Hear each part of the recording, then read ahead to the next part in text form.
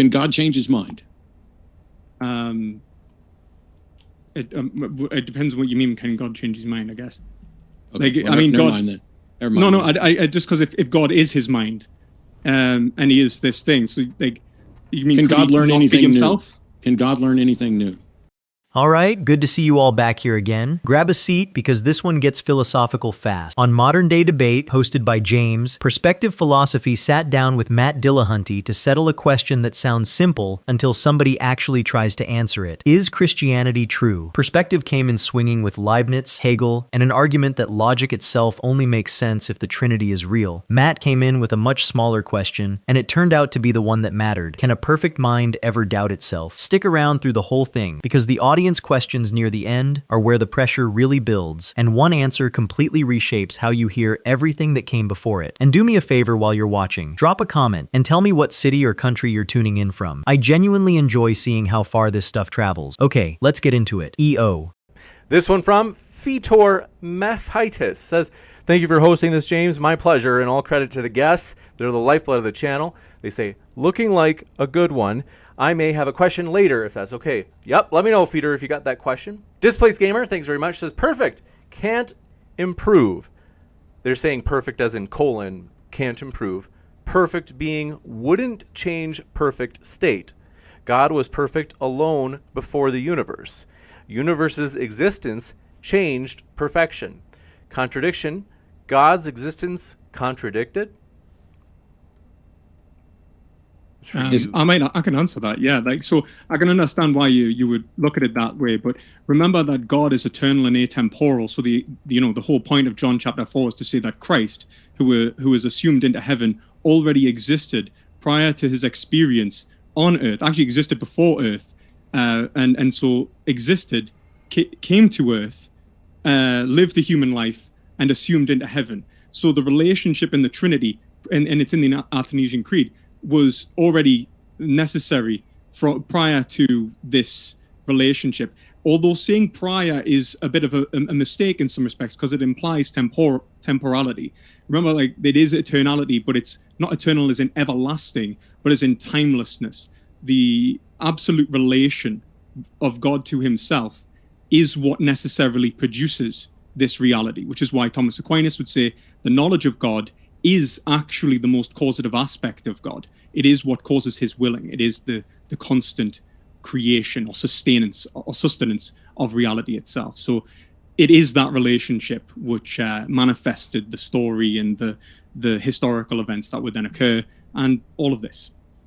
You got it. This one from Appreciate It, Ozzy and Talks. Thanks so much for gifting those memberships in the chat. Folks, if you got a membership, check out those channel emoticons, including Juicy and others. Ozian says, if God's mind requires a process to know things, then that means God works within time, which means God is a contingent being to time, not necessary.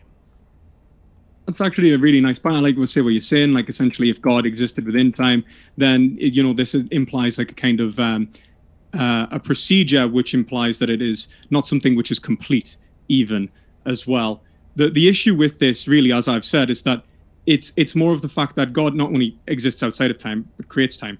It's not a process in the sense of it being the way in which humans think, which is linearly. It is a logical relation between something and itself. So it's that there are three separate persons of the Trinity which are logically related to itself. If you Google Athanasian Creed or you Google the Trinity, you'll find a little diagram which essentially shows a picture linking which is like, the Father is not the Son, which is not the Spirit, which is not, but they are all contained within God. That unity is everlasting. It was eternal. It's not something that is procedurally sort of happened and then stops. It is the happening. It is what produces reality itself. But it's not something that's like temporal. It's something above and beyond that. But I can see that me use of terminology maybe ascribed a temporality onto it that I wasn't affirming. It's not like that. You got I'm actually working on a video pointing out the absurdity of that very diagram. And so maybe you can help. Can God change his mind? It depends on what you mean. Can God change his mind? I guess. Okay, God. Never mind then. Never No, mind. no. I just because if God is his mind, and he is this thing, so like, you mean Can could God he learn not be anything himself? new? Can God learn anything new? Watch how fast Matt checks out here. The floor gets handed to him right after this enormous explanation of the Trinity, and Matt said this: I don't have anything to add on the Trinity, and I do not read that as dodging at all. I read it as a man deciding there is nothing in front of him to grab onto. You can rebut a claim, you cannot rebut a description, and nothing in that answer was checkable by anybody, anywhere, at any point. Then comes the move I want everybody watching to pay attention to, because it shows up in almost every conversation like this. The question from chat was genuinely sharp. If a perfect being changed when the universe showed up, then it was not perfect beforehand. And perspective philosophy answers with this: it is eternality, but it is not eternal as in everlasting, but as in timelessness. You have to understand what just happened there. The objection was about change. The answer was to redesign the arena so that change can no longer be measured. That does not solve the problem. It relocates it somewhere nobody is allowed to look. And here is the part that blows my mind. He keeps pointing people toward the Athanasian Creed and that little diagram of the Trinity like it is ancient bedrock. So let me give you some real history, because this is documented and it is not close. The Athanasian Creed was almost certainly not written by Athanasius. He died in 373. Scholars place that creed in southern Gaul, somewhere around the late 5th or early 6th century, well over 100 years after he was gone. And that famous picture, the shield of the faith, the one with the circles and the connecting lines, turns up in medieval manuscripts around the early 1200s, credited to Peter of Poitiers. So the thing being treated as the eternal architecture of reality is a teaching aid a French theologian sketched about 800 years ago to help students memorize doctrine. Matt clearly knows the history because he said this: I'm actually working on a video pointing out the absurdity of that very diagram. And then, very quietly, he sets the entire trap. No shouting, no gotcha voice. He just asks whether God can change his mind. And when the answer comes back soft and hedged, he tightens the screw and asks whether God can learn anything. Whether God can learn anything new. That is the sound of a door closing. Watch what happens next. EO. No, I guess not. Then this is why I raised this problem of doubting. There can't be a moment of doubt if you already know what the answer is going to be. You have nothing to overcome if you can't learn anything new. Okay, but now take that. Think of it non-temporally. The doubt is accepted and overcome in the same moment. Yeah, so as soon I don't accept that there is anything that's non-temporal, but that's fine. You don't accept anything that's non-temporal. That's like, no offense, but like, what about the notion like, that there's a mind that isn't bound by time, or that there's causation that isn't bound by time? All of those things are necessarily temporal, as far as I can tell. Well, I mean, look at like, what about like relations in quantum dynamics? We see that that's not necessarily causal in the sense that it's still related, still bound by time. Temporal. Well, it depends. The fourth dimension's not necessarily, the fifth dimension's like above the fourth dimension.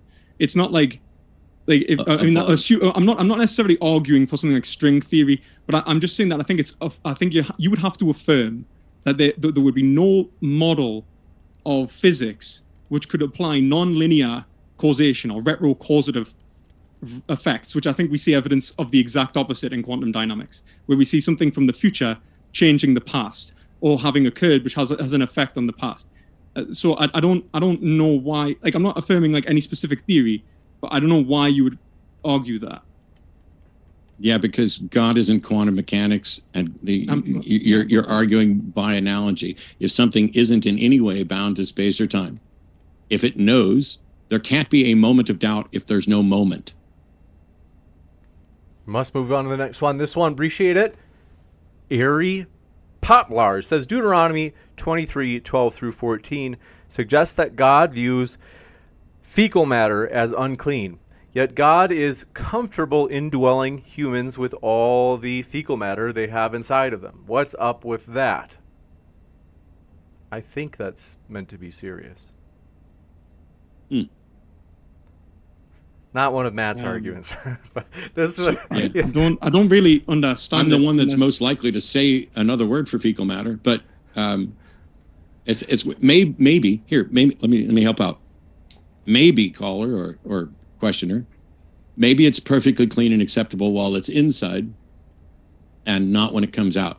Because when I first put the food in my mouth, it was seemingly clean and acceptable. It's only after it makes it through the entire process.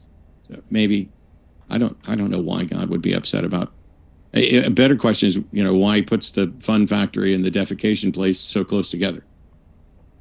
This one just to try and be clear, because I think I understand what you're saying. Just to be clear, like the whole point of the relationship between identities is to say that this is a constantly occurring relationship. So like the God's relationship to his own doubt, or the capacity to doubt, that's ever exceeded. I don't see how it's an issue more than anything, because I think that you'd have to ascribe temporality to God for this to be an issue. Yeah, I had no idea that you'd gone back to the previous question. I was actually answering the one that was just asked. Yeah, but that was an affirmation that something could not be itself. Like it was a perfect or imperfect. It was in relation to what we're talking about. Yeah. No. And I was given. No, it wasn't. It was. Then maybe I misunderstood. It was a complaint that in literal. Deuteronomy, God seems to be upset about poop, which is perfectly natural. Poop is being natural, not being upset about poop.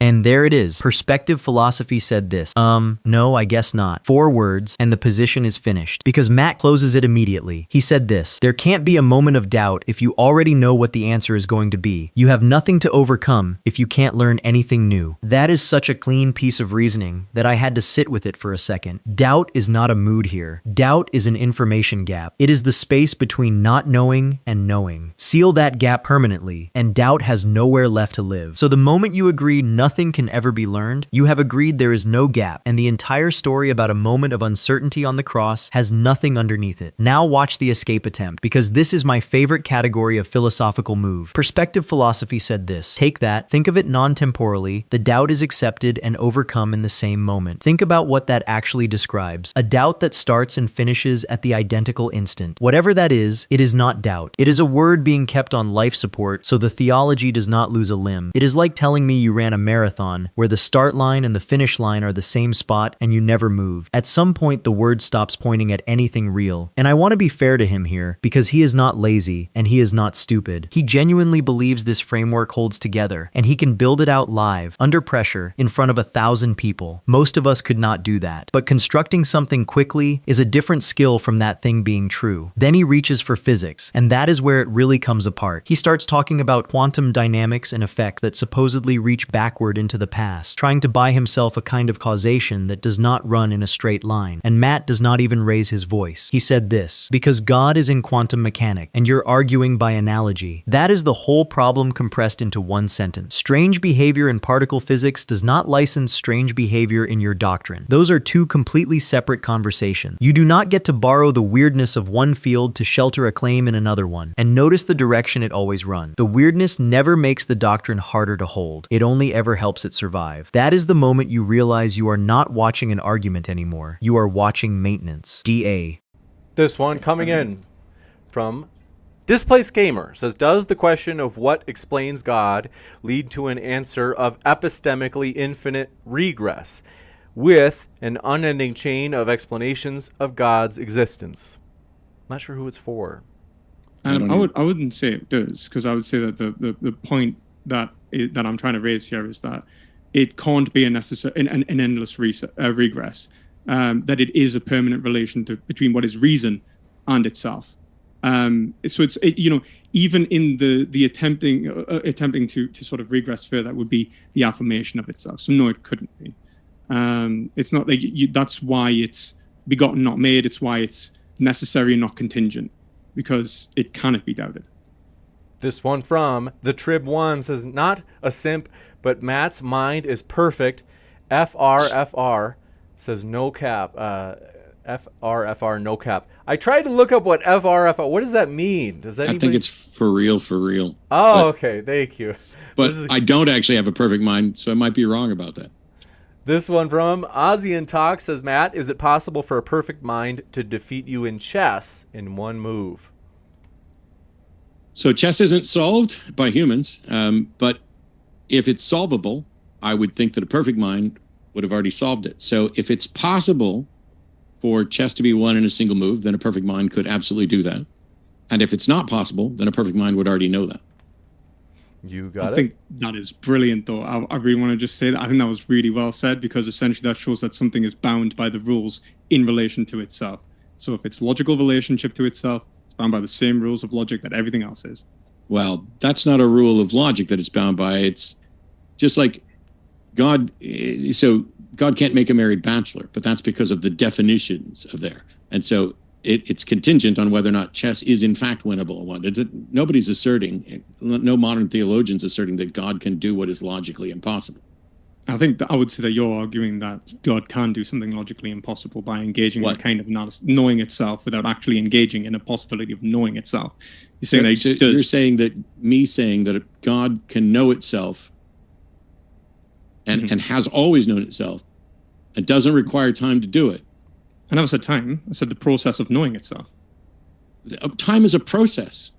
You are arguing time is the processes are dependent upon time. You have argued for a God that knows itself as perfection, that can't learn anything, but it can take a moment of doubt and express that moment of doubt within space-time, and that this isn't a problem.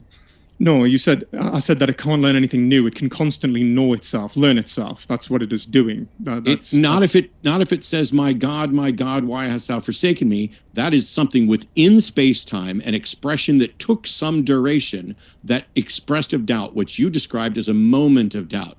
That can't happen as the product of a perfect mind. I fervently disagree, but you already know why, hopefully. I love that he says it about himself first. Matt said this, I don't actually have a perfect mind, so I might be wrong about that. It is a throwaway joke about a chat message, and it lands harder than anything else in that stretch, because it is exactly the posture the other side cannot afford to take. One of these two men is allowed to be wrong. The other one is defending a position where being wrong is structurally impossible, and that difference is doing more work than any argument either of them made. Then the chess question comes in, and honestly, I think it is the best answer of the entire session. Matt said this, so chess isn't solved by humans, but if it's solvable, I would think that a perfect mind would have already solved it. Look at how careful that is. He never claims to know whether chess can be won in a single move. He splits it down the middle. If it is possible, a perfect mind already knows. If it is impossible, a perfect mind already knows that too. Either way, there is no thinking involved, because there is nothing left to think about. And here is a real piece of history that makes this concrete for you. Checkers, the game everybody dismisses as simple, was fully solved in 2007 by a research team at the University of Alberta led by Jonathan Schaefer. It took roughly 18 years of continuous computation. The answer is a draw if both sides play perfectly. Chess is vastly larger and is still unsolved to this day. So we already know exactly what solving a game looks like, and we know what it costs us. For something with no limit, that cost is zero. The board is simply already known. That is why the doubt argument cannot be rescued. And Matt puts the whole thing back together at the end, which I thought was the sharpest moment of the night. He said this, you have argued for a God that knows itself as perfection, that can't learn anything, but it can take a moment of doubt and express that moment of doubt within space-time. Then he adds the detail that ends it, an expression that took some duration. Sit with that, because it is deceptively simple and it is devastating. Words take time. Saying a sentence has a beginning and it has an end. You cannot make a spoken sentence timeless by insisting the mind behind it is timeless. The second it becomes sound in the air, it has a length, and a length means a before and an after, and a before and an after means something changed. Every escape hatch in this whole exchange required time not to exist. And then the central piece of evidence for the entire doctrine is a sentence that was said out loud, in a place, on a specific afternoon, and heard by people standing nearby. And the reply? Perspective Philosophy said this, I fervently disagree, but you already know why, hopefully. That is somebody acknowledging the disagreement has hit bedrock, and there is nothing left in the hand. He is being honest about it, and I respect that a great deal more than pretending to hold another card. Here is what I keep coming back to. This whole thing was supposed to be about whether Christianity is true, not whether logic has a foundation, not whether Hegel was onto something interesting. And by the end, the strongest defense on the table was that a perfect mind can hold a doubt lasting no time at all. Nothing about that is evidence for a religion. It is a very intelligent person constructing a beautiful sealed room with no windows and inviting you to admire the architecture. If a claim can never be checked, can never fail, and can never be measured against a single thing in the world, then agreeing with it costs you nothing, and rejecting it costs you nothing either. Something that makes no difference in either direction is not a foundation. It is decoration. So what do you guys think of this? Leave your thoughts down in the comments. Please like and subscribe, and I will see you in the next video. And